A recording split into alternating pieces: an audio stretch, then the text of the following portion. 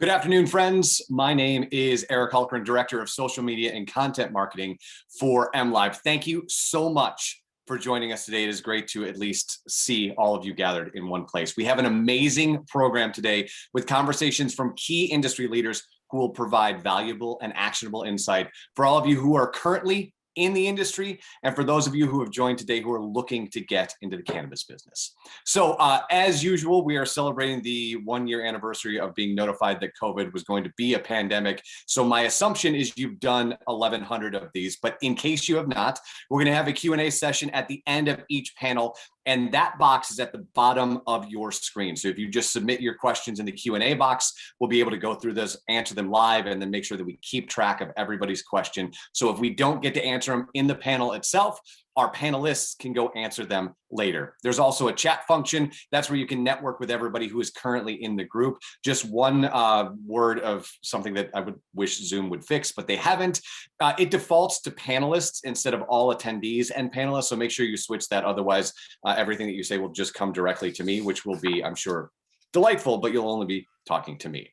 All right. So before we get started, we obviously have to thank our sponsors who make something like this possible. So a huge thanks to the DA Advisory Group, Unity Road, Michigan Cannabis Lawyers, Hyman, Sensi Connects, Sparrow Consulting, Michigan Cannabis Industry Association, and the Roots Insurance Agency. The Roots Insurance Agency is a Michigan-based insurance agency providing customized risk management solutions and building secure insurance portfolios for commercial clients. With a specialized focus in the cannabis industry, the Roots Insurance Agency has the experience insuring provisioning centers, cultivation facilities, manufacturers and processors, testing facilities, secured transporters here in Michigan, as well as across the country.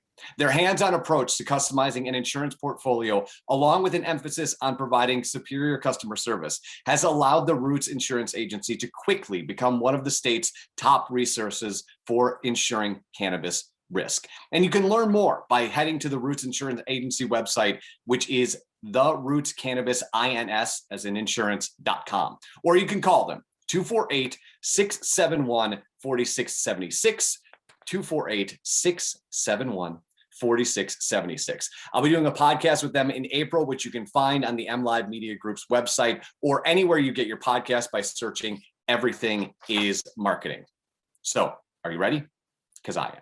Let's turn it over to our moderator of today's event and dear friend, Gus Burns, MLive journalist and cannabis insider, to give us an insight on what's going on in cannabis, in the news.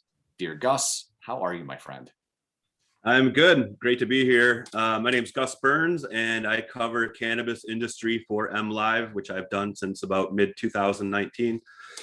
Just thought I'd give a couple quick updates on some things that we have been covering or we intend to soon be covering.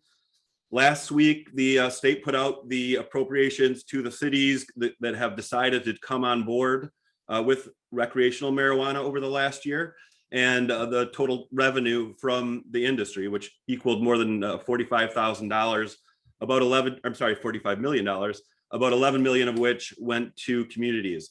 So I guess one thing to take from that is that the communities that are not participating, which is currently over 1,400, are kind of seeing what they're missing out on. Obviously, there's been some movement on the social equity front. Director Andrew Brisboe had enlisted a committee to kind of give ideas to jumpstart the involvement of companies in the industry and just to get more people involved and give more accessibility to people who had been impacted by previous marijuana prohibition. So those recommendations have gone to the MRA, and right now they're being reviewed and to see how that might change the industry. There are things, everything from increasing taxes to a stock market to help raise capital and mentoring programs. We have a new product coming to market, that is the THC infused beverages. That'll be interesting to see how that comes together. There will be beverage companies are currently working with marijuana producers and processors, and I'm sure they're going to come up with some interesting products that will end up in retail shelves. And then the next thing to find out is how will they be accepted by consumers. And one big thing that I'm sure we'll be covering a lot in this industry going into this year is the possibility of federal legalization. which obviously could hugely impact the Michigan market, which is currently self-contained. It could be both positive and negative. Are there going to be new taxes, new government restrictions? But then also it could relieve, or it could promote interstate commerce, which obviously allows for expansion with the existing companies. And just in general, it was a huge growth industry in 2020, over 440 million in sales as of January. The recreational market was on pace to hit 800 million, but it's likely to be higher than that as things continue to expand, especially in places like Detroit, where they're not even online yet with recreational marijuana. So I look forward to some insightful conversation today. And if you ever have any questions, you can reach out to me and I will try to answer them, even if I don't know them. That's well after this conference today. So I'll turn it back to Eric to take things forward. Thank you, my friend, as usual. So we start today with a conversation that Gus and I had with Councilman James Tate. James Tate Jr. was first elected to the City of Detroit Council in 2009. He was re-elected to represent District 1 in 2013. Before that, his work served as the second deputy chief for the Detroit Police Department, as well as an Emmy Award-winning assignment editor at WXYZ Channel 7. He's a graduate of Benedictine High School and Wayne State University, and Councilman Tate has lived in District 1 his entire life. Please enjoy our conversation with Councilman James Tate.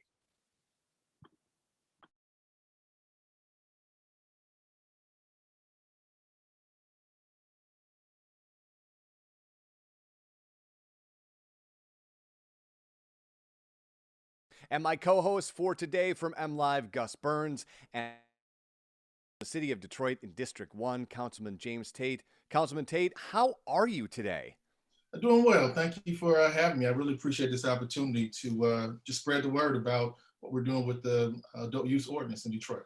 Well, we are very excited to talk about it. It's an incredible program. So as I was asking Gus right before we started recording, how long has this been in the works? And then we'll get into kind of the nuts and bolts of what it is. But the Detroit Legacy Program, how long have you been crafting this before it became something that's a reality?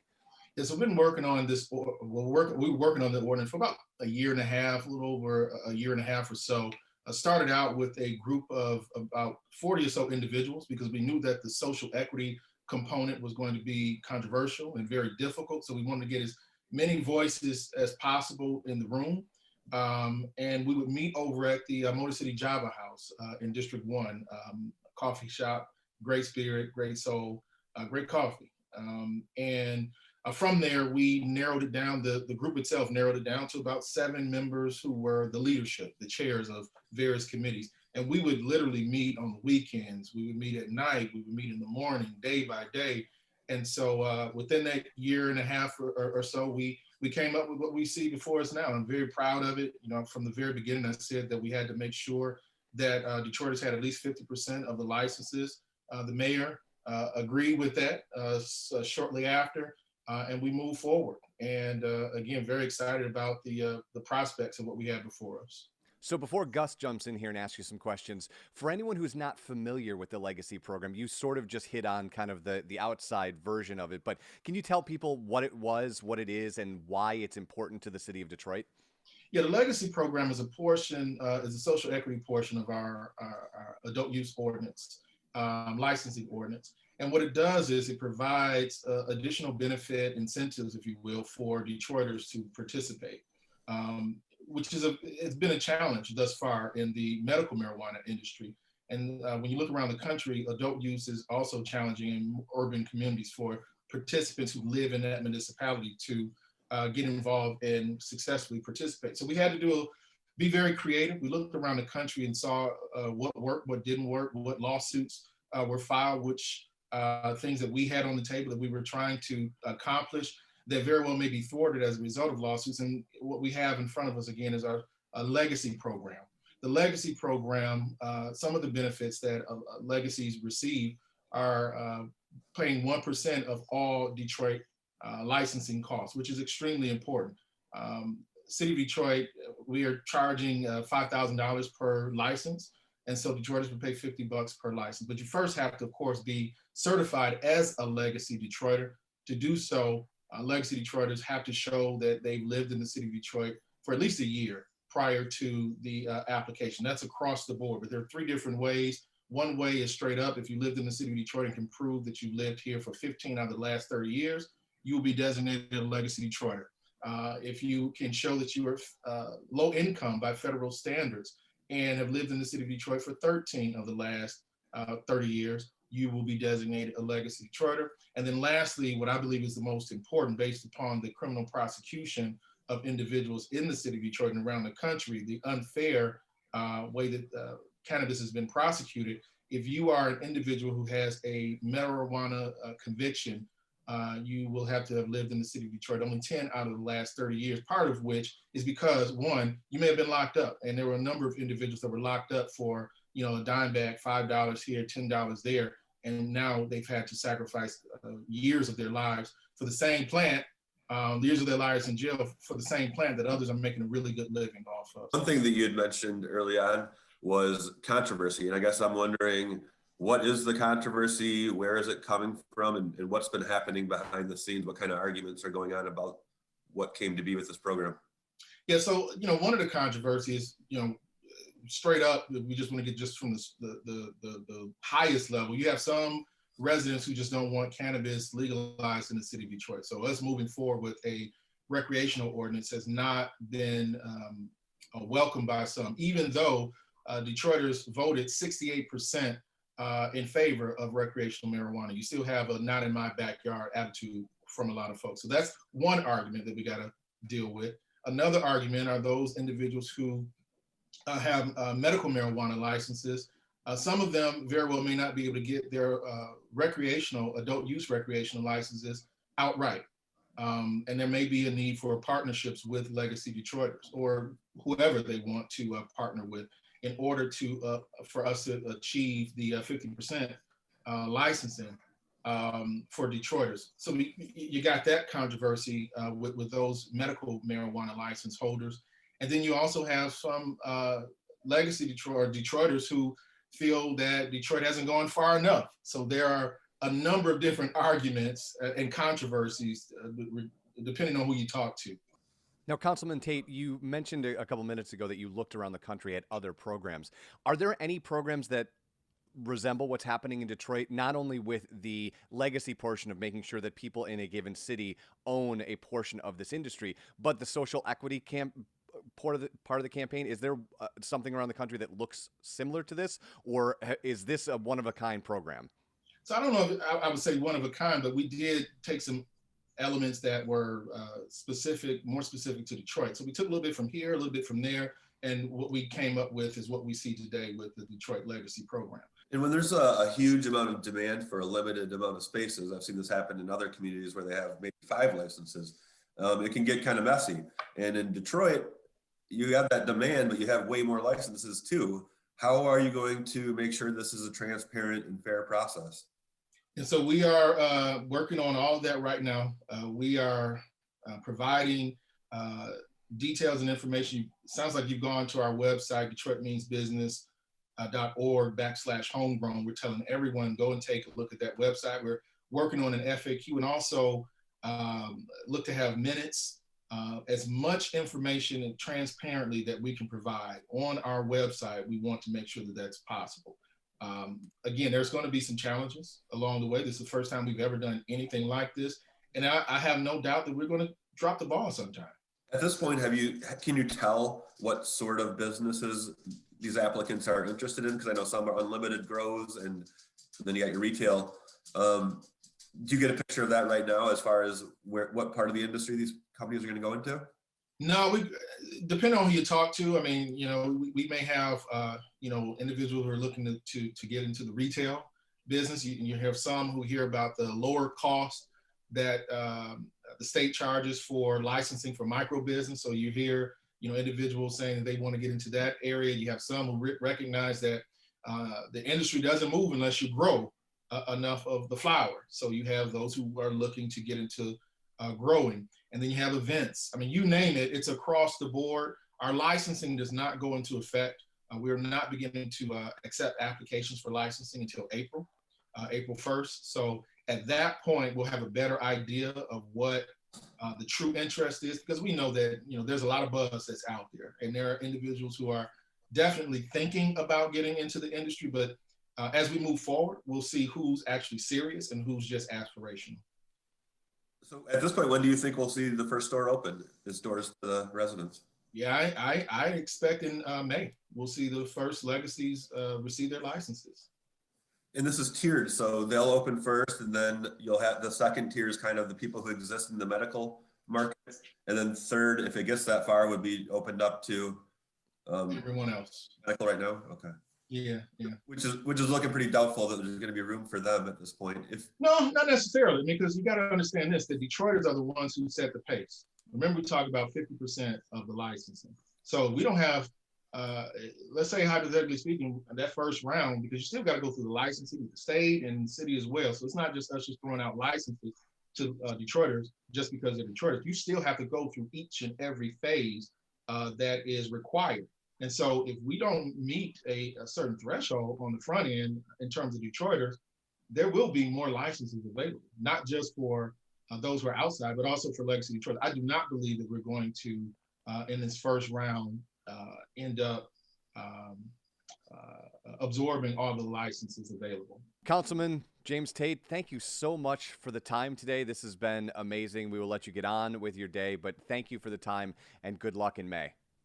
Eric and Gus, thank you guys. I appreciate it anytime.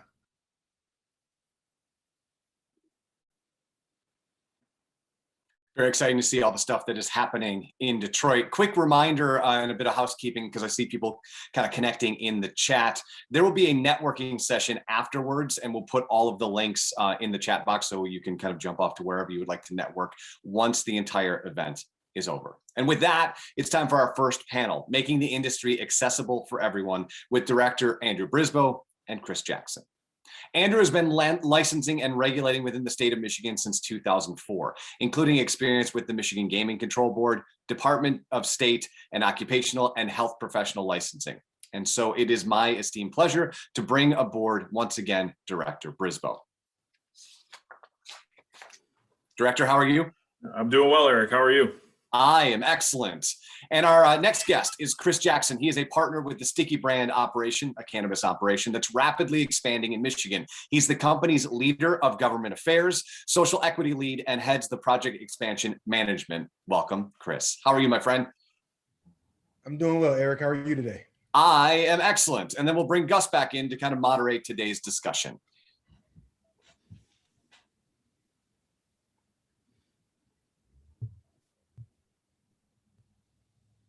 All right. We're nice to have everyone back. And kind of what we're talking about today is accessibility. And one of those things Director Brisboe has been closely in touch with over the last probably year, but I know you've started a committee, you got some recommendations. Can you start off, can you take us through that timeline, as well as what recommendations have you received and what's happening with those? Sure. So the concept of social equity was one that was embedded in the ballot initiative in the first place. So the agency took that seriously, did not get a lot of direction in the ballot initiative as to how to address that, but wanted to work with communities and individuals who were most impacted by the prohibition era of marijuana in finding opportunities and elevating the communities that were most impacted. Kind of following up on what Councilman Tate said, we've seen communities and individuals whose lives were affected in a very negative way, irreparably, by the prohibition era, and wanting to try and create opportunities and create a regulatory environment that allows for access for those individuals. And as we started to look at the data through the initial phase of licensing through the MRA's process, we saw that the vast majority of licenses were held by individuals who are white males, and wanted to take steps to ensure that the demographics of ownership within this industry was at least reflective of the demographics of the state itself. So we've handled this group, and Chris was nice enough to participate in that group and form some subcommittees to look at sort of identifying the key issues that are barriers to entry for people of color specifically, and try to work through ideas that might help ease those barriers to entry. The group came up with some great recommendations. We published a paper on our website that outlines all those recommendations. And another byproduct of that group was the recognition that there was a need to have diversity, equity, and inclusion as an ongoing part of the agency's operations. And so we're going to impanel a standing work group that will rotate members through to ensure that we're representing diverse perspectives that will help us be accountable for looking at those ideas, getting them implemented, but also provide myself and my staff an opportunity to take, generally speaking, all the policy ideas and processes the agency implements and work with this group to think of those ideas through the prism of diversity, equity, and inclusion, and making sure that we're cognizant of those impacts in all our policy decisions. So that group's going to be meeting for the first time, I think, next week or the week after, to start working on some of those things. And behind the scenes, our social equity team is already implementing some of those recommendations, some of those that don't require statutory or rulemaking changes, already starting to implement some of those ideas. One that I'm particularly excited about is pulling together resources for local units of government. We get lots of questions, and this concept of social equity, the state plays a role in that. Businesses within the market now play a role in that, and local governments play a role in that as well. And if we look at the city of Detroit as an example, I think they were sort of on the sidelines for a while because they were trying to figure out how do we address this social equity concept at the local level. And I get lots of questions from local officials about what they can or can't do, what's the best way to approach things. And it's not really the state's role to dictate how municipalities approach it, but we want to provide resources. And so we're working on developing those resources, putting together some content, pulling in local government officials that have been through the process. They can say what they did, whether it worked, what they would have done differently, and really have some of those peer-to-peer conversations with local government officials so we can improve participation at the local level around the state, and to give them some insights into how to approach it. All right, thank you. Chris, can you tell us a little bit about your company and your involvement with social equity efforts? Absolutely. So Sticky, branded Sticky, is a cannabis company. We have two operating provisioning centers, one in Detroit, Michigan. The other is in Ypsilanti, Michigan. Two very different markets in that one is adult use and the other is still medical. Obviously, as you heard from Councilman Tate, that's shifting soon in Detroit, but it just speaks to the dynamics that go on between municipalities and where you decide to operate, and frankly, the amount of money that can be made in the process. We have more coming online in the very near future, but as far as our how we operate with regards to social equity, I think it should be incumbent on any business that is relying on any community to be a good partner, right? To whether it's an urban area, city, or it's a rural specific city, right? I think if you're a business that relies on that city to patron and help you exist as a business, you should find a way to give back. And so I give Director Brisboe and the MRA a lot of credit for at least mandating that, every business, particularly that has an adult use license, says, okay, this is what I plan to do, so far as social equity is concerned, and really gave us the reins to be able to participate in that way. For us, it's very, very city specific, right? What's needed in Manistee isn't necessarily the case in Pontiac. What's needed in Gaylord isn't the same as Ypsilanti, right? And so just really understanding the community in which you operate in, and then appreciating that community for allowing you to operate as a business. And what I appreciate about the cannabis industry in particular is that it's in its infancy stages, in that it can be mandated and then it can be replicated or duplicated across other industries, hopefully in the future. And so for us, we're in two very different types of markets.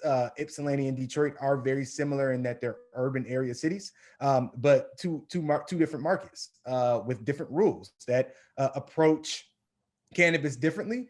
And so on one hand, I appreciate the fact that each municipality has its own autonomy, if you will, to be able to make decisions as to what's best for its community.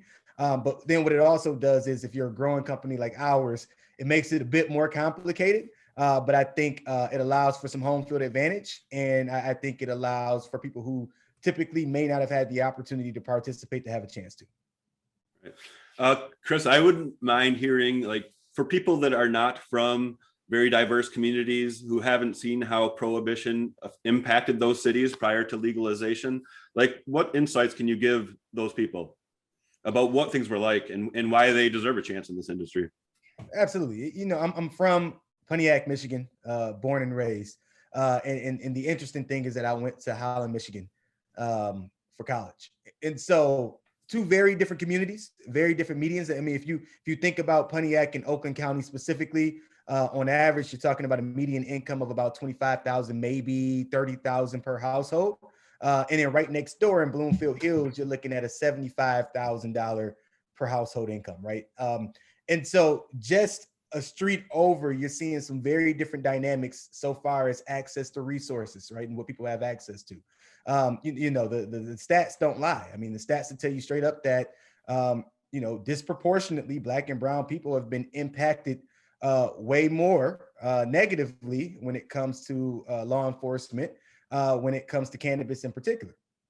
And, you know, I'm no stranger to that. You know, I've never been impacted in that way directly, but indirectly, you have families that have had family members go to jail. You have had friends that have gone to jail. And the worst thing I think about the cannabis industry is the fact that you have people who are making millions and billions, some of which who were previously in law enforcement, mind you. And I'm not saying all law enforcement is bad by any stretch, but you have some people who previously enforced the rules of the land, right, wrong, or indifferent.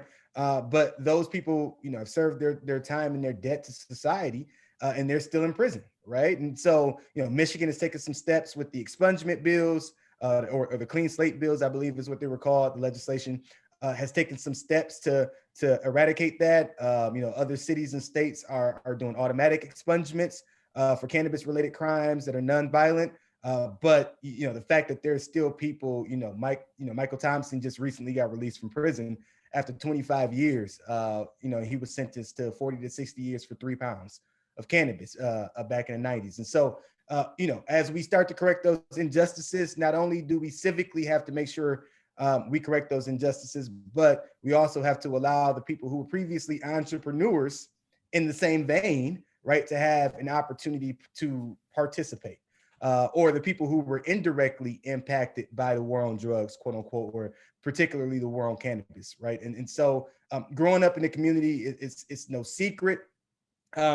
You know, right, wrong, or indifferent, you know, people decided to take risk because they thought they had to do what was best for their family. But now that times have changed, my hope is that, you know, there's more of a sense of economic empowerment across the board. And to get there, that's why we have the recommendations that Andrew Brisbo's team is probably looking at. And Andrew, back to you.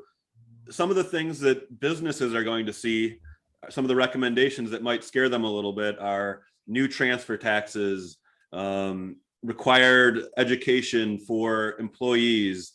And I guess I'm wondering how realistic and how close are those possibilities for businesses that might feel like they don't want to pay more taxes, or they don't want to have to enforce their employees going to certain education classes. Like, is that possible that it'll happen sometime soon? If you look at the recommendations of the group, they were listed in our report in sort of priority order as determined by the group. So those that included new taxes were not broadly supported by the group. It was by a narrow margin. And that's why they're at the end. I think it's probably unlikely to get legislation to reinstitute taxes in the medical commercial market. I don't think that's something we're going to be emphasizing or pushing for.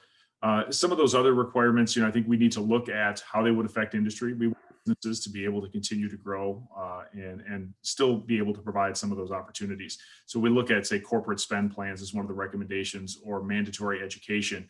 I think there are ways that we can institute those in an acceptable way that industry is okay with as well.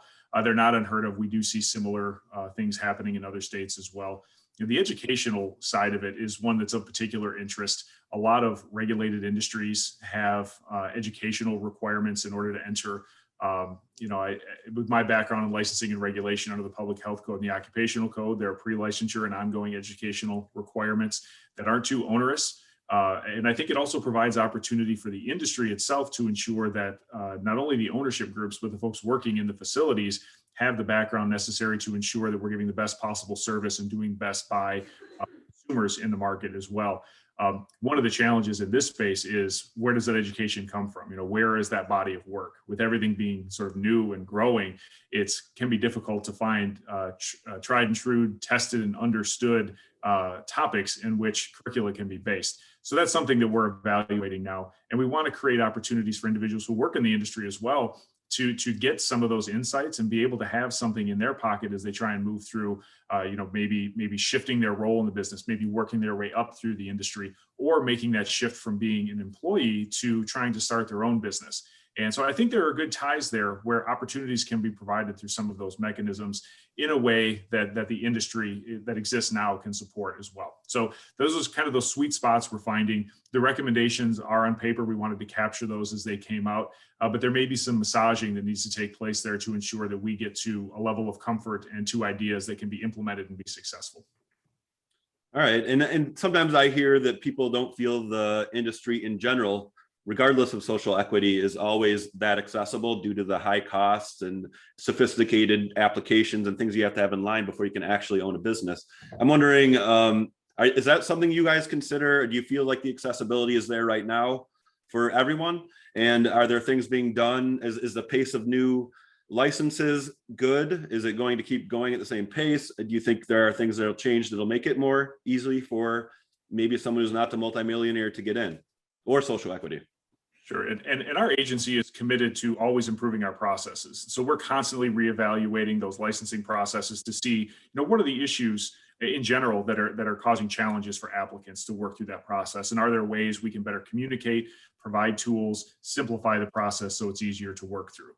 Now, this is a complex business model, and we have a responsibility to ensure vetting of individuals who meet a certain threshold. So that inherently is going to make this process for licensure a little more complicated than, say, the traditional professional license that's issued to an individual, because we are licensing a business at a site. So there are components of evaluating the business itself and looking at the physical structure and ensuring it meets all those standards. So to that end, I think it's always going to have a level of complexity.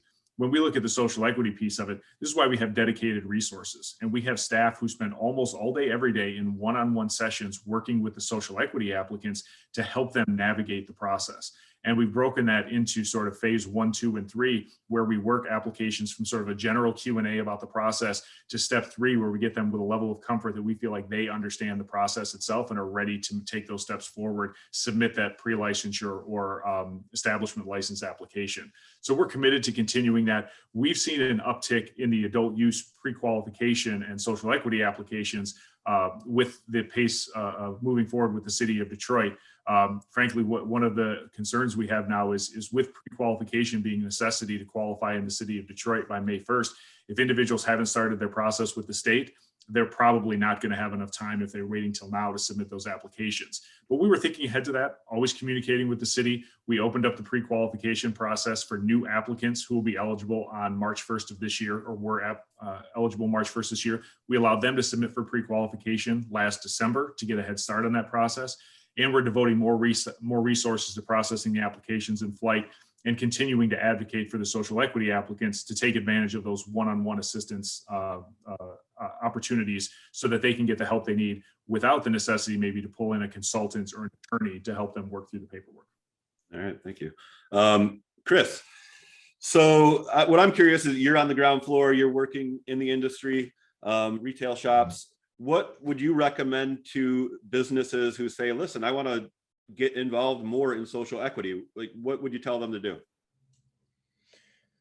I'll go back to a point that I made earlier. It's not a one size fits all model, right? There's no way in which you can expect that the things in one city is going to be duplicated in another, right? And I think what we see larger, or what we used to see larger operations doing, is basically trying to have a cookie cutter approach to the way that they decide to go about business.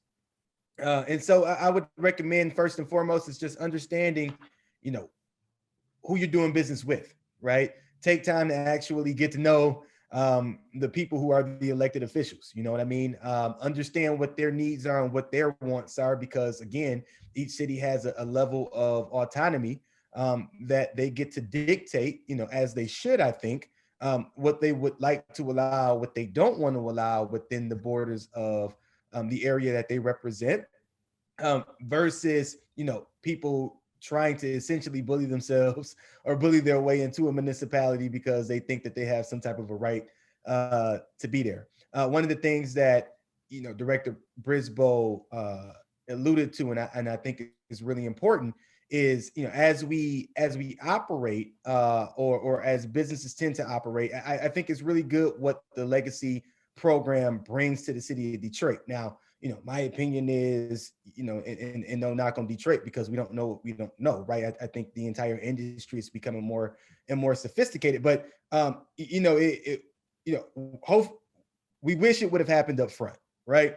Because if it could have happened earlier, then you wouldn't run into some of the issues that you're alluding to, right? I mean, the Sticky Detroit is actually a part of what would be in that second batch, right? And so trying to navigate from, the people who have already existed in business, versus the ones that, should be in business, it is a tough situation for anybody to navigate. But yet legacy in Detroit is a really important thing. Ypsilanti had its version of a legacy program when it went adult use. And I hope that, all of the municipalities, not just the ones that are predominantly, are populated by people of color, but, all of them, right? Hopefully they all have some demeanor of, this is a legacy program, so that we can give people who have invested time, years, and effort into building this community an opportunity to participate. And the more that we can do as operators to encourage that, even if it potentially hurts the bottom line a little bit, I think it makes for a better industry. There's plenty of money to go around in cannabis, and it's not slowing down necessarily, right? And I appreciate Michigan for the free market that it is, because, or open market, I guess, is probably a better way to put it, because it actually allows for more opportunity. And to answer your question directly, Gus, I think if we as operators, right, the people with the resources, really focus on three things, I think a lot of it takes care of itself. And if you look at the 16 recommendations, some form or fashion of access to capital, some form or fashion of access to land, and then the third thing is access to mentorship. If we can cover those three things and some variation, I think the rest of it takes care of itself, and everybody has at least an equitable opportunity to participate. Very good. I think it's about time for the chat to ask their questions, but if there's, I'll have Eric butt in if we don't. Do we have time for one more for Director Brisboe? Yeah, go ahead. All right. Director Brisboe, so one thing I'm curious about, because you have a unique perspective, you work with a lot of other state regulators, and I'm sure you guys discuss social equity as well as all kinds of regulation, and we have federal legalization on the horizon. Like, what kind of impact do you think that'll have to not only social equity, but everything that you're setting up in Michigan? And what are your concerns with that? I think it remains to be seen. My biggest concern is that regulators have a seat at the table with federal policymakers in discussing how federal policy reform looks. And our organization, CANRA, sent a letter to members of Congress to make them aware of the existence of our group and outline, without taking a position on specific issues, just outlining some of those issues that they need to be aware of in considering federal policy reform. And I'm a co-chair of our federal policy committee with CANRA as well. So we want to continue to be part of that conversation. I think ultimately shifts in the market and some form of national decriminalization or interstate commerce is sort of inevitable. It's just about how it gets done. Our approach in Michigan all along has been to ensure that we are adopting standards that we think will reflect what any sort of federal standards might look like in the future. So businesses here are ready to operate in this new version of the marijuana economy when it opens up. So I think it's just all about having a seat at the table. I think social equity is going to be one of those critical issues that federal policymakers are going to have to look at. There are no easy solutions there, but I see some of the questions coming through talking about access to capital. Right, that was one of the critical issues we identified in our work group as being a hindrance. There is no state money created to provide direct access to capital for business operators. And maybe the federal government can play a role in that somehow in providing grant funding, either directly or through state regulatory agencies or other bodies to provide that, because that is a tough gap to bridge. I think one of the concepts that was pushed through our work group with the Michigan marijuana market is an intriguing approach to that, trying to figure out exactly how that could be implemented. But, with federal legalization comes a few things that will really help in whatever form it takes. The presumption is taxes will be more normalized, and Section 280E won't be such a burden to profitability of businesses. Access to banks, both for depository functions as well as the potential for sort of more normal small business loans, will provide a pathway. So there are things that I think will be a byproduct of federal policy reform that really reduce the burden of getting into the industry in the first place. And if I can add one quick thing to that. So I'm a board member for the National Cannabis Industry Association. It's the oldest and largest trade association in the United States. Focus a lot on federal legalization. And to Andrew's point, right, there in no way do you just allow the revenue that comes from 280E to disappear, right? So how do you create maybe an excise tax to replace that from a federal perspective? But the other thing, when he speaks to social equity, there were Senator Booker, who's been a champion on behalf of social equity, Senator Wyden, as well as the Biden administration held its first kind of conference call a couple of weeks ago.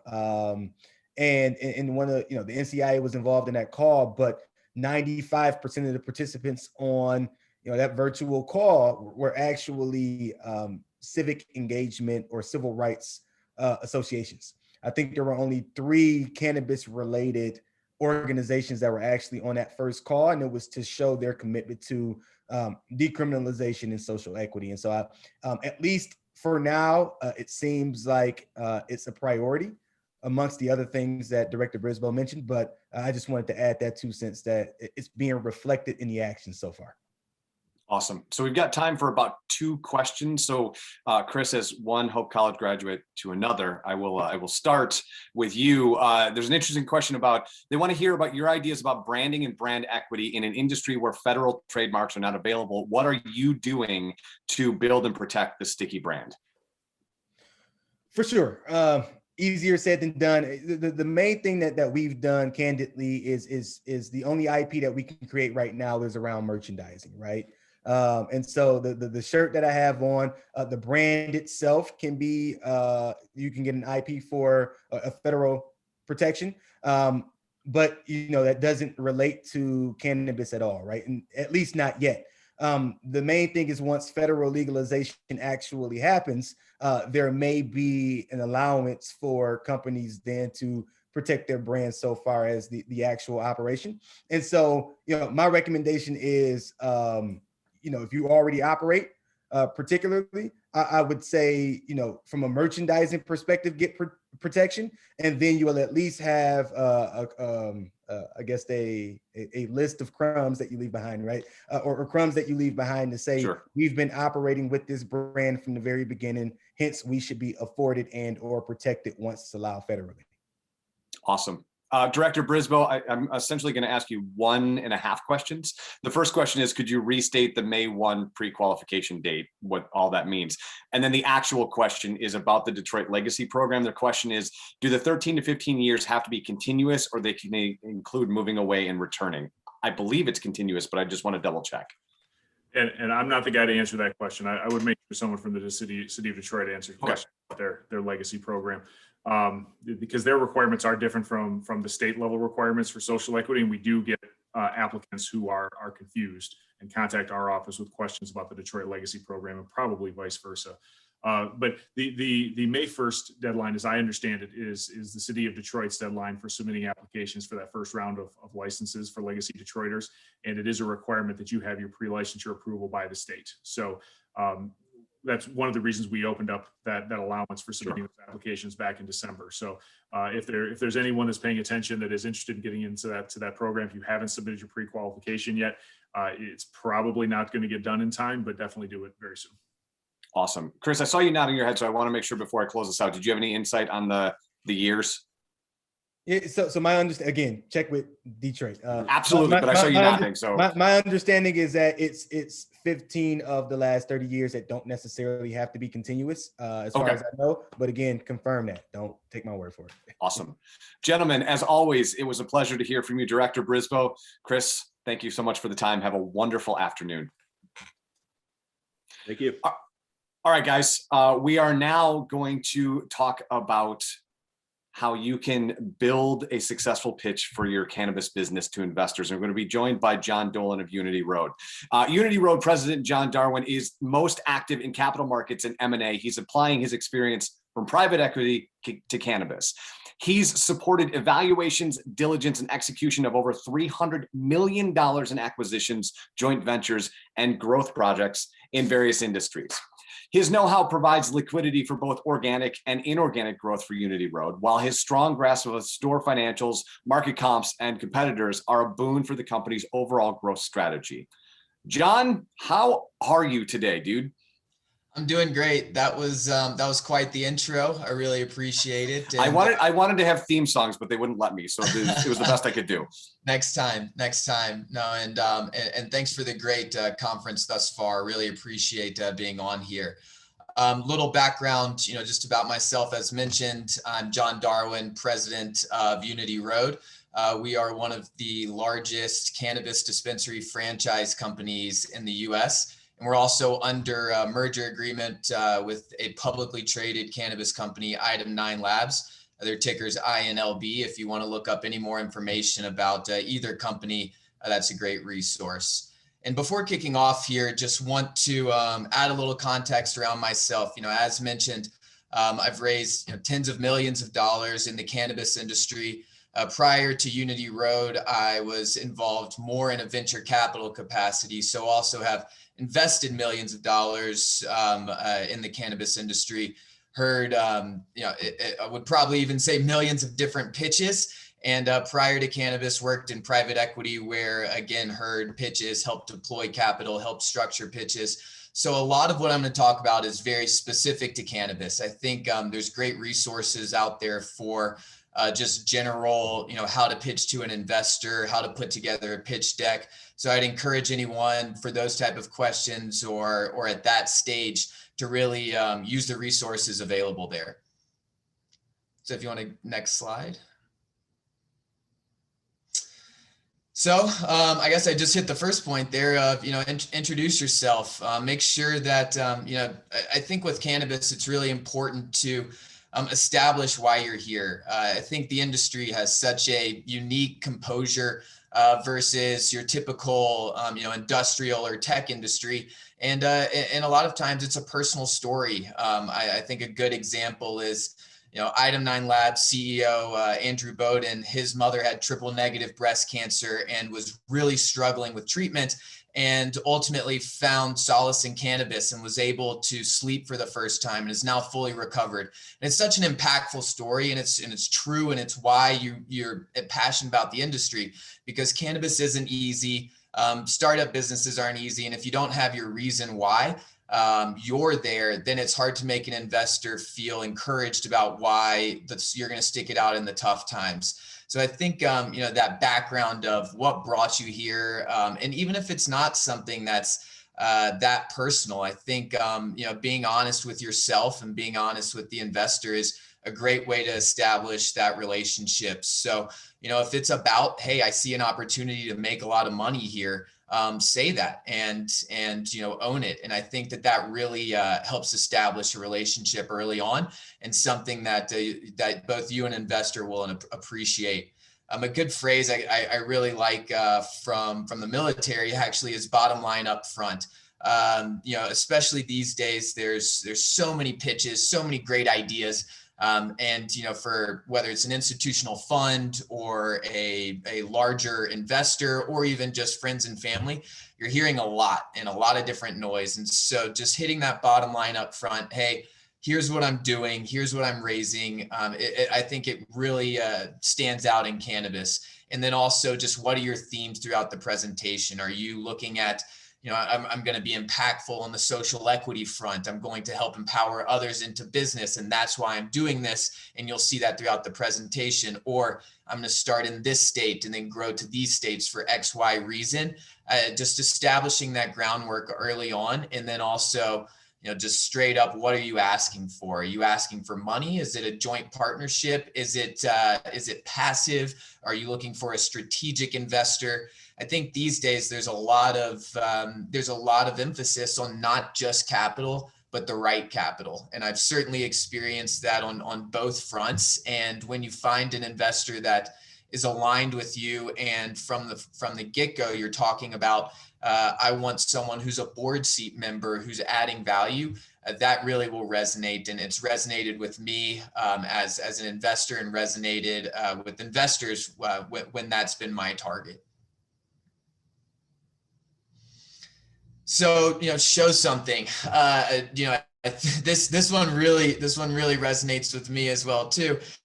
Little story was going back to Dallas, Texas, to pitch to old investor groups, very high net worth guys. We're excited about the cannabis industry. I came in with my finance hat on, had all the charts, the numbers, was showing the returns, and I think the presentation was going well. And then bring up a picture of a grow, and everyone's got their phones out taking pictures. And I really, had a moment of realizing, okay, I'm in Dallas, Texas. Most people haven't seen an actual cannabis grow, and weed's cool.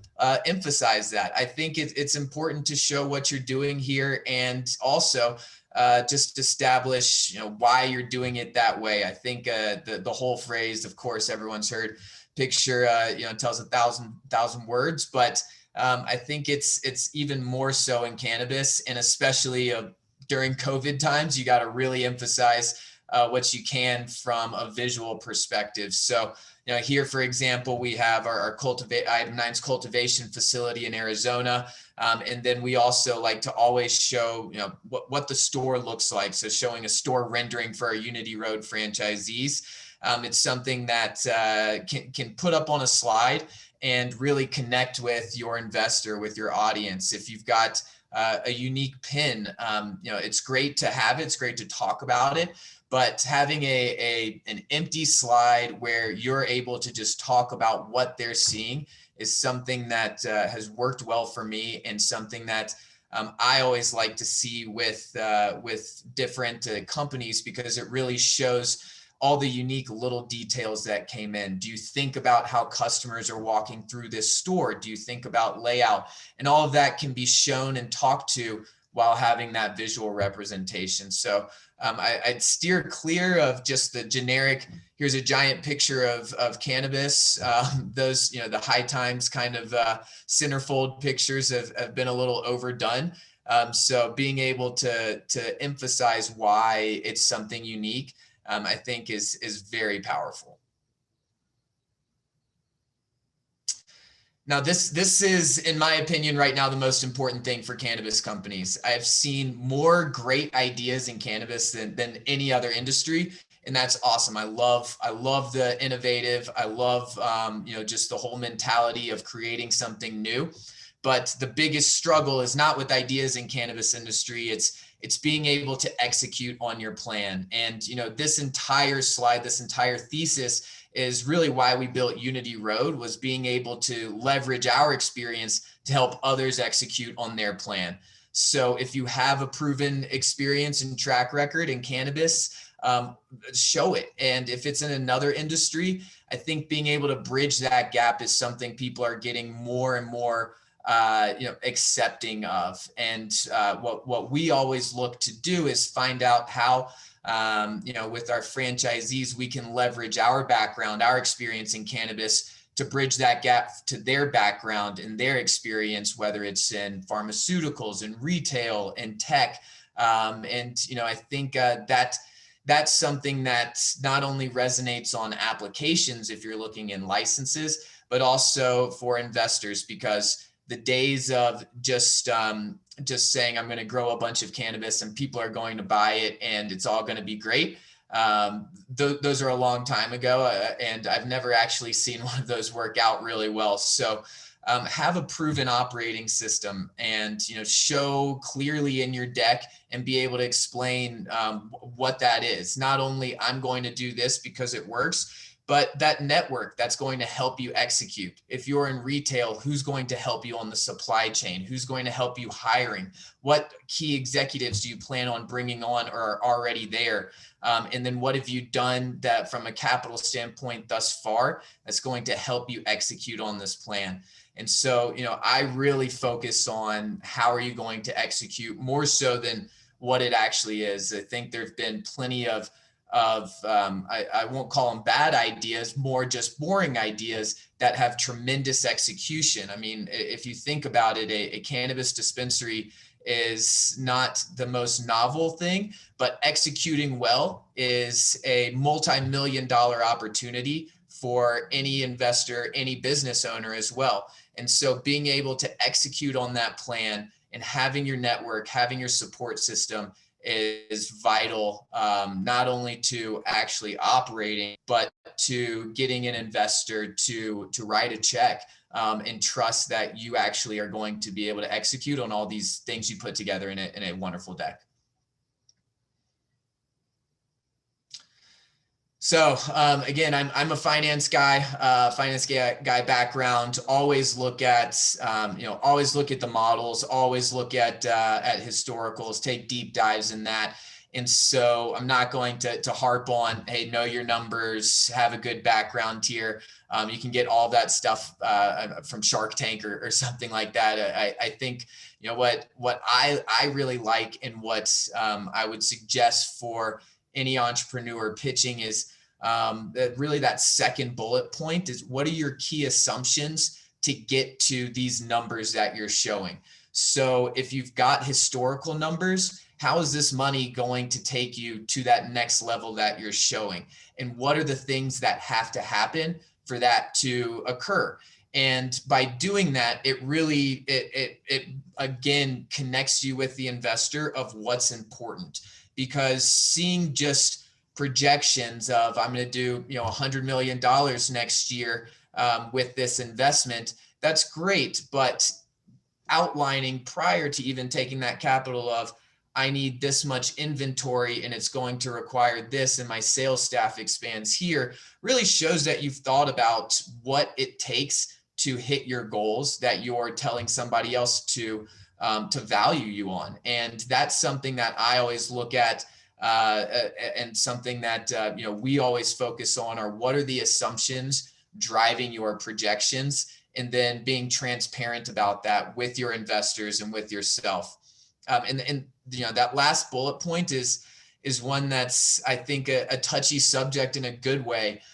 One of the bigger mistakes I've made as an entrepreneur and investor is not raising enough cash at the right time to hit those projections and assumptions. And so seeing that total cash need and being transparent about it is a lot better strategy than adjusting your cash need based on this conversation right here. So if you want it, what I think a good strategy is having different projections, different milestones based on those cash infusions. So you've got hurdles and you can show, hey, I could actually do 200 million, but it requires this.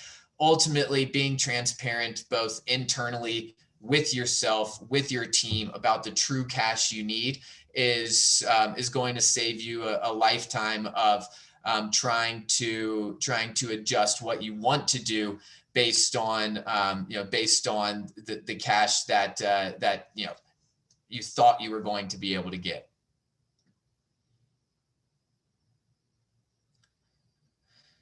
And what's in it for me? This really, I'd say parlays off the last slide here.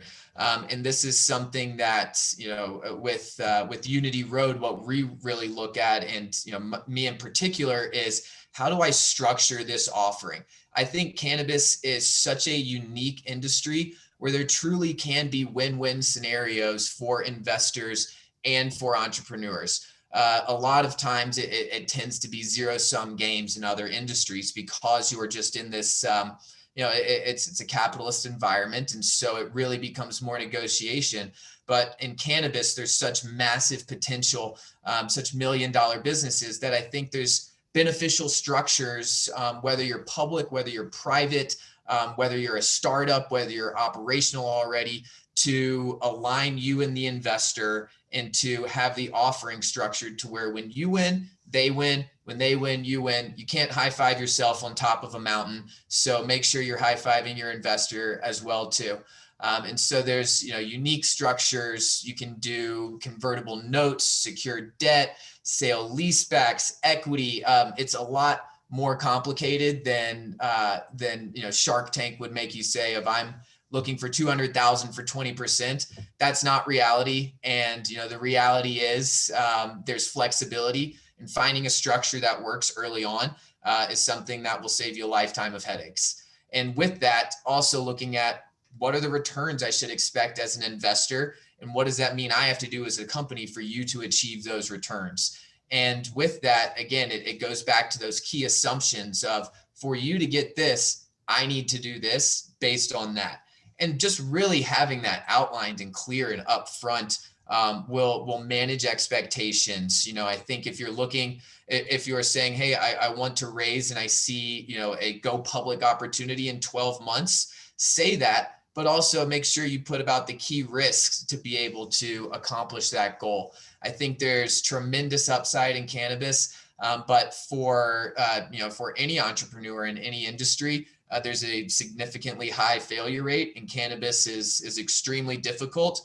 And if going back to that plan to execute and support system, if you don't have that there's a risk. And being transparent about, here are the risks, and with that, it's similar to that what's your greatest weakness question. Here are the key risks, and here's how I've addressed them in my business plan and what I'm going to do.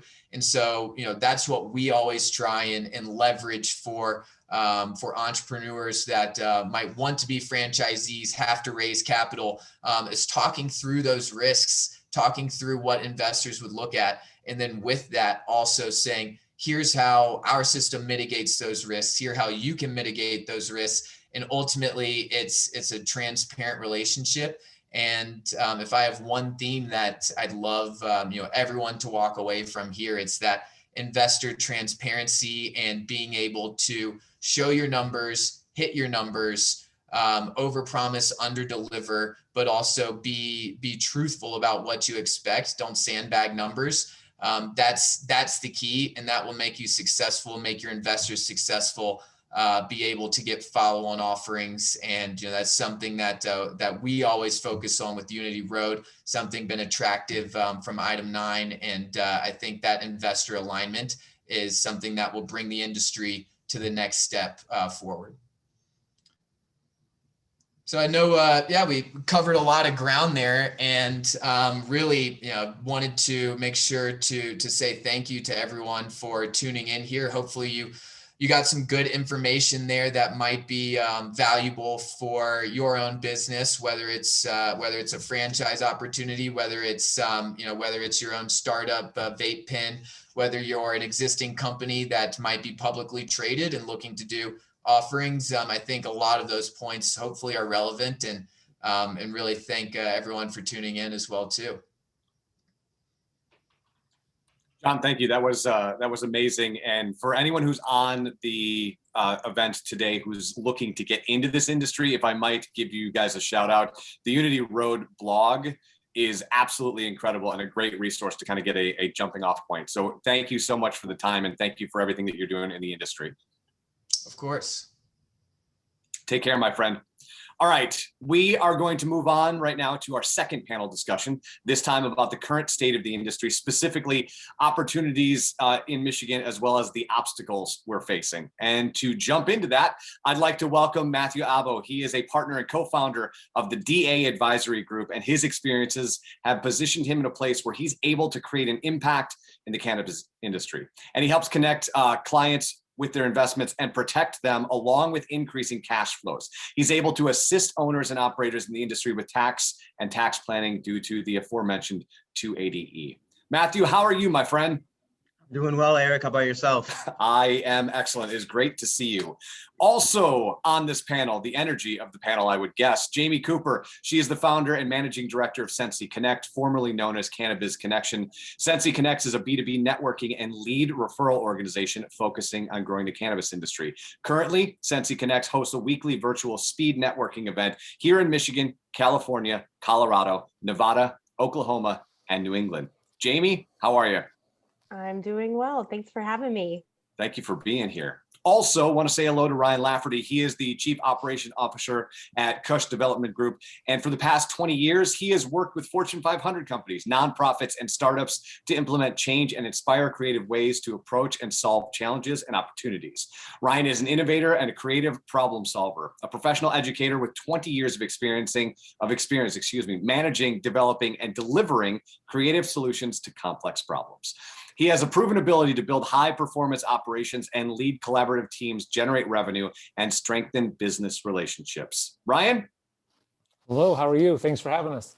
Thank you for being here. And our last guest, Javier Hasse, is also joining us today, as well as Gus. I want to welcome him back to jump into this discussion so we can make sure we get all of this done in the time that we've got allotted. So Gus, I will hand it back over to you.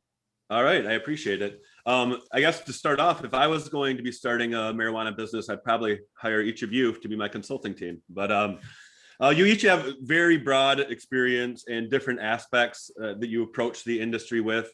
And Jamie, I'm kind of interested in yours because you came here from another state. You didn't necessarily intend to become a marijuana entrepreneur, but you got into it pretty quickly and you started on kind of the networking side. And I believe you're moving towards actually becoming a licensee. And I just wonder if you can talk about that at all. Just not your business or anything, but the process of getting to that point. And then what are some tips you have for people that are making that same leap or want to? And also if there's any mistakes or things you've done that you wish you could correct, to share those. Yeah, absolutely. So I moved to Michigan from Colorado in November 2014. So I was in Colorado for the first year of legalization. We voted on it 2012, 2014 was when they rolled out adult use. So I kind of saw it as a consumer. And I was making career change. I was doing marketing in the ski industry. Before that, I was a television news producer. So I came from media. And I came to Michigan. I started looking at possibly getting my card because people were still getting arrested for using cannabis without a medical marijuana card at that point. And it just kind of fueled a little bit of anger. You know, I wanted to make change. I wanted to be a voice for changing what the laws were. I wanted to see Michigan eventually be put in the same light as what we saw in Colorado. And so that advocacy just, started to build. And I launched a marketing company that eventually turned into Cannabis Connection, which is centered around networking and referring leads within our network.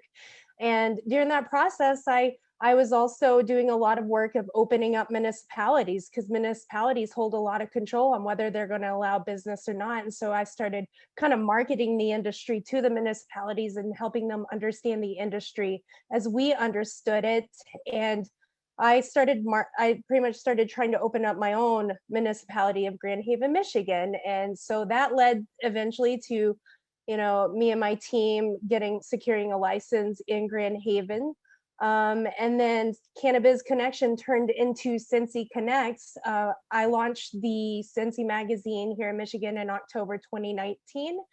And when COVID hit, we took all of our weekly face-to-face networking events virtual. And we started hosting virtual events every single week, keeping our community connected. And now we're taking that model that we built here in Michigan and expanding. We have expanded it into 5 new markets. I'd say one of my biggest pieces of advice is just to really start building your own community. Like, I would not be where I am today if it weren't for all the relationships I built over the last 6 years up to this point. This is a very giving community. Everybody wants to step up and help each other. But another thing, you just got to relationship building is huge before you jump into a partnership or start doing business with somebody, because you got to get to know them. Some of these partnerships are like marriages, and you might be with these people for a really long time. And so it's really important to get to know who you're doing business with, which is exactly why we have Cincy Connects, is to create that opportunity for everyone to come together and actually get to know each other and build relationships. Thank you.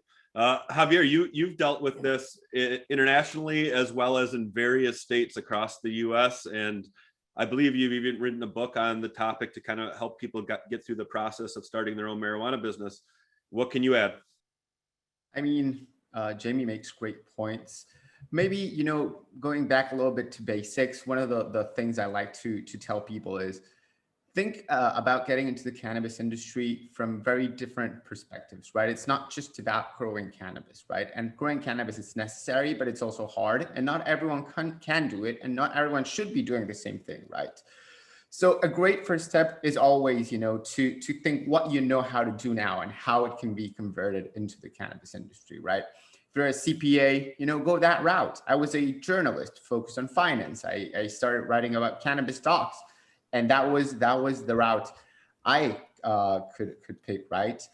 But yeah, it's a challenging industry with many complexities. And it's becoming increasingly exclusive. And I think everyone here can attest to that. The days where you could raise a little bit of money and start a business are almost over. Taking a little bit of the previous presentation about financing, right? Again, keep in mind that many of the financing options, traditional financing, is not available for the cannabis industry, right? So how do you go about raising money, and how do you reach these investors, right? So these are some of the largest challenges that you can see both in the US and abroad. And I don't know what the question was. I was just piling on to Jamie's. No, that's good. But is there any pitfalls that you see that new people new to the industry fall into often? Yeah, I mean, honestly, one is very related to regulations. We talk about that a lot. Regulations are very complex and often conflicting. And also, adjusting expectations. That's a very big pitfall. And again, that was something that was discussed in the previous session. People expect to make a lot of money real fast. And that is rarely the case. There's high taxes. There's, again, very complex regulations. Reaching the market is not as easy as it seems. And honestly, converting many consumers from illicit markets into legal markets is not as fast or as easy as one would expect, right? It's not like overnight people are going to stores to buy their weed, right? It's a much longer process. Here's a good example, right? To move a little bit outside of the US. Colombia moved to legalize medical cannabis a few years ago, and in 2017, they opened up the industry.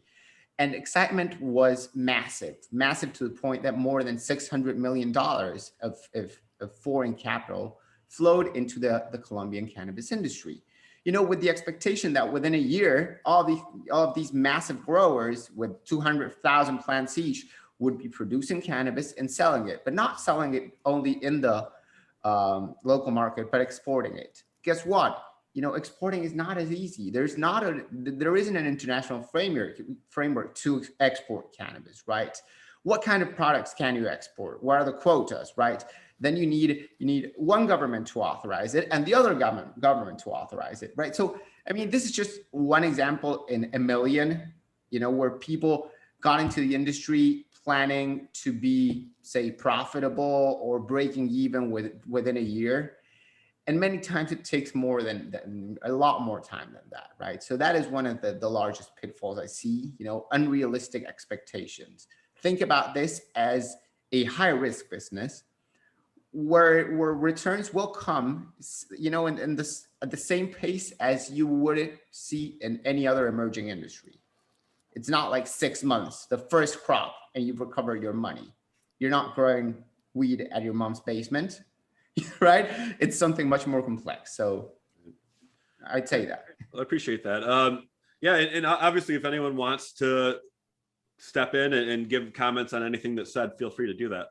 I am interested, Ryan Lafferty of Kush Development Group. Your company has kind of broadened to tackle anything that a new company, usually on the front end, it sounds like. Right. And so I'm just, what you see, but probably better than anybody, where the expertise is lacking on that end, or where the resources are lacking. So yeah, so we're kind of this hybrid consulting company. We're more of a one-stop shop for licensing and compliance and design and construction and business development, right? So we kind of help from the first side to help people kind of get into the industry and see a lot of different things, and it's really kind of interesting. The market has changed. We've been in this space for 5 years, helping people around the state and the region get into the industry, and we've really seen this change. We're seeing a lot of operators coming in from Michigan and other states like Colorado and California and Oregon and others. And as we're seeing this industry grow and thrive, I think those influencers are going to continue to come. And they're not going anywhere. They're going to stay with us. And it's really interesting. Javier mentioned it, but on the federal level and also the international level, right? The landscape is changing tremendously. I mean, just yesterday, Mexico passed that bill to legalize recreational marijuana, and they're poised to become, the world's largest cannabis market potentially, just depending on how that works. And which leaves the U.S. really interesting, right? We're kind of sandwiched now between two legal neighbors, and as the legalization stuff is happening on the federal level, I think it's going to look really different for these small and standalone operators over the next couple of years. And I think, in order to be competitive and profitable, companies may have to partner with other brands. We're already seeing it now, but we're going to see more of these mergers and buyouts. Larger scale growers could potentially replace these smaller ones, and which maybe creates a little bit of a void or a gap. And I know we talked a little bit about that at the beginning with some of these people that may be left behind. But I think it's really interesting. I think there's this cool niche and this need for local and quality products. I mean, in Michigan specifically, we really love ourselves to Michigan. Like, we are very brand loyal to not only the state, but we like to support our own. And what we're seeing is this trend towards good design, whether that's in store layout, in packaging. We're seeing the quality go up in products. We're seeing the overall customer experience with delivery and curbside improving quite a bit. And I think that really, in order for these companies, in order to compete, operators are going to have to get a lot more creative, right, and innovative with it, not only the products that they offer, but really understand the customer experience and the customer engagement, right? How does that work? How do they flow through? What does your store look like? What does your brand look like? It all has to be kind of tied together. And let's just make no mistake, right? This is a huge business. And again, Javier mentioned it. This isn't growing in your basement. This is large scale indoor ag. And there's a lot at stake for stakeholders and investors and the company owners. And I would say, more than anything, you have to have a vision, but be open to change. We've pivoted 2 or 3 times in our own business. Everybody has, right? Jamie mentioned it. She came in with one thing and changed already. You have to develop a brand, which is becoming more and more important, but you have to also be authentically you, right? What is it that you stand for, and how do you make that? And really, I think, understand, your long-term plans. What's your exit strategy? Because everybody has one, and what your overall goals are. You got to be honest with yourself. And as John mentioned, understand your why and why you started in this space. I think there's room for everybody. You just have to really figure out how it is that you can carve your own path in this space. And some of your answer kind of feeds into what I was going to ask Matt Abbo about. I think there is kind of this tug of war going on between the future of these Budweiser companies that are going to change the face of marijuana production with their efficiencies and their size versus smaller operators in Michigan. And Matt, so I think you work with some multi-state operators, and I've also heard that Michigan doesn't have as many as some other states, probably because we're newer. Can you talk about that environment a little bit? Like, who's investing in Michigan, and how is that going to change the face of our market? Sure. Yeah. And I think that there are out-of-state investors and in-state investors, and I think that's all kind of relative at the end of the day. I think that you can raise capital in any capacity. You can raise capital from family and friends, and you can raise capital from some bigger players in the industry. And so to say that some larger players or kind of like the Budweisers of the industry are coming in, and what does that do, and what is that going to change? And I think ultimately it's kind of going to bring down that stigma at the end of the day. It's, you know, people are more comfortable with this brand. Things are a little bit more comfortable. And I still think that we're in the very early stages of cannabis. I think that there's still a lot of opportunity. You know, I don't think we talked much about, you know, I get a lot of clients that say, is it too late to get into the cannabis industry? And I think that it's just beginning. And, you know, I think some of these larger companies are waiting for it to get a little bit more normalized before they have that opportunity to come into the space and to, you know, maybe acquire some of the smaller firms. But I think, kind of like beer, you know, you have your big Budweisers, but then you also have the craft beers. And I think that's what it'll be with cannabis. Is I don't think these, you know, larger investors are just going to eat up everybody. I think that there will be a craft side to it, and that those other players will still stick around. Yeah, and if I may add, that is totally timely. Today, you know, British American Tobacco made a massive investment into Organigram, and you know, if I can ask Matt a question real fast, what do you make of that particularly? Because maybe me, for instance, I'm 31. You know, seeing a beer company invest into cannabis, I'm like, okay, whatever. But you know, a cigarette company carries some kind of a different connotation. Like, what do you make of this? Yeah, and I think that's tough. I think that perspective is everything, you know, and so I think the way that things get more normalized, and like a cigarette company coming into it, and you know, it's a tough question to answer, because you know there could be so many different ways that it could affect it, and you know everyone will have their own opinion, but you just kind of got to wait and see. But in my opinion, I think that once things become federally legal, you'll see some of these big box companies jumping into the industry and want to get their hands on it. And I think they're just on standby right now, and it's just, you know, a matter of time. I think might have been Rite Aid or some brand. They changed their logo and they made it from red to green. And you know, you see that they're kind of preparing for this opportunity. All right.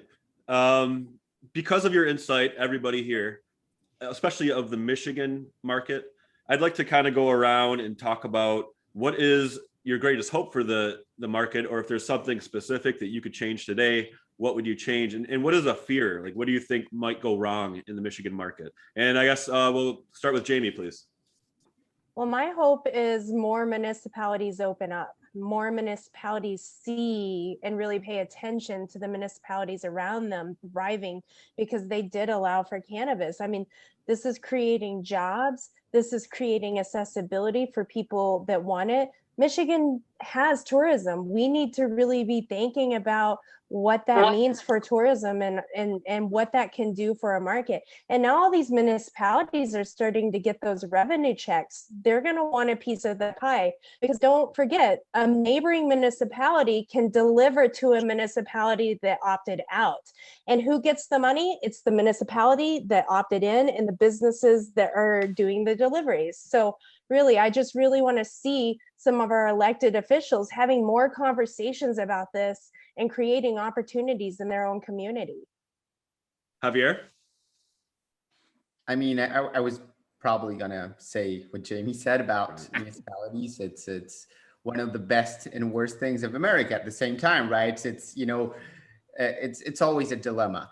But you know, overall, looking from the outside, I do see Michigan pretty well positioned, right? You're pretty advanced in relation to other states and most other countries around the world.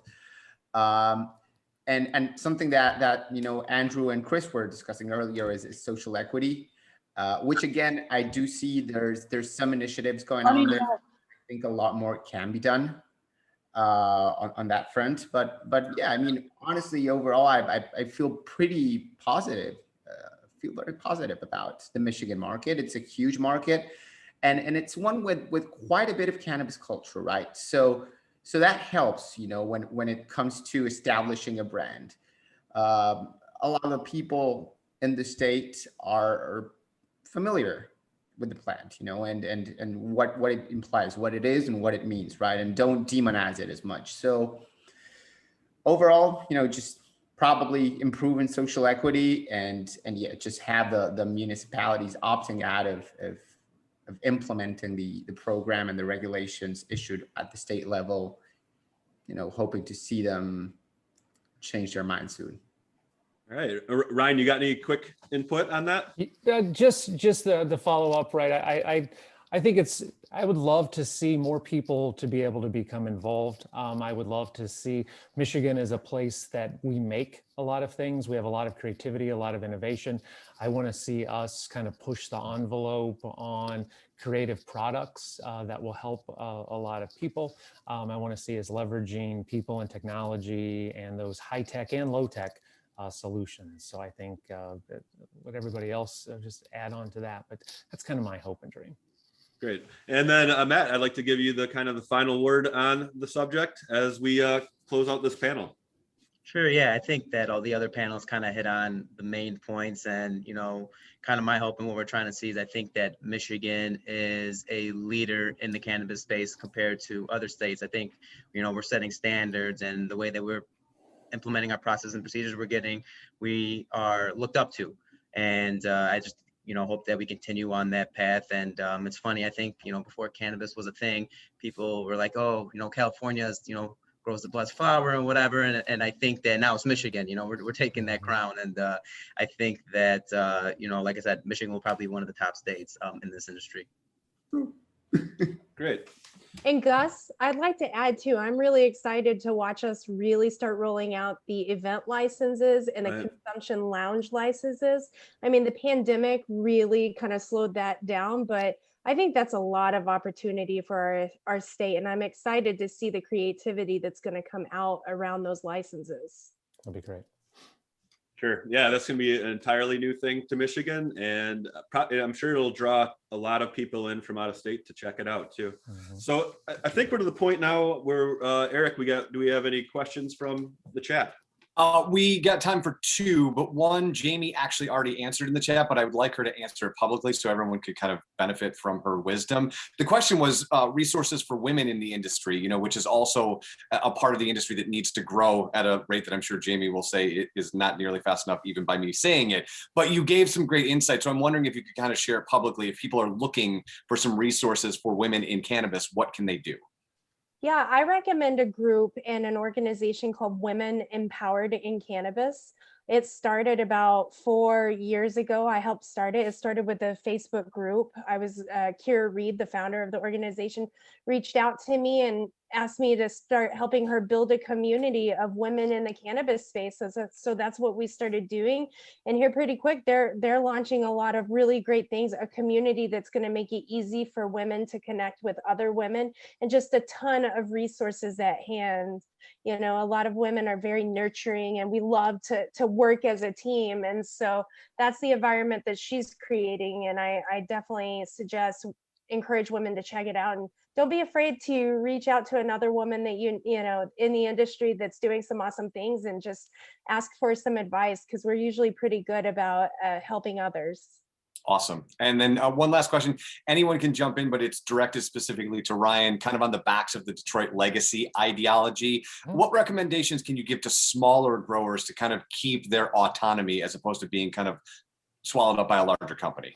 Yeah, I think you've got to do a couple of things. I think the brand and your branding and is really important, kind of understanding about that being authentically you, coming up with a story that is unique, that you can do. Don't shy away from your building or how that is, right? Create this cool customer experience that will really work. And then I think the other thing is we talked about a little bit with the craft beer, right? Have really interesting products that are specific to you, that people make it a reason to come, make it a reason to show up, make it the reason why I drive by one or two other stores in order to get to you. But I think it really starts with brand, and it starts with your customer experience and your people too, about how you kind of work together. Awesome. Well, thank you everyone for joining our panel. Before you guys take off, I just want to let everyone know, as I said earlier, there will be a networking session in about 90 seconds when we wrap this whole thing up. John Darwin will have his own room. Matthew Abbo will have his own room. Chris Jackson and Ryan will be in a room. And then you will get Javier, Jamie, and Amanda from the Roots Insurance Agency. They will be in a room as well. Those links are in the chat right now, and they will stay in the chat so you can jump from room to room and network with these amazing human beings who have given us an hour and some change today. And for that, I thank them greatly. Gus, this was absolutely awesome. And a lot of the panelists that you heard today were featured on the Everything is Marketing podcast. As I said, you can get that anywhere you get your podcast, or go to the MLive Media Group website to do that. And you can kind of listen to some of this in a longer format.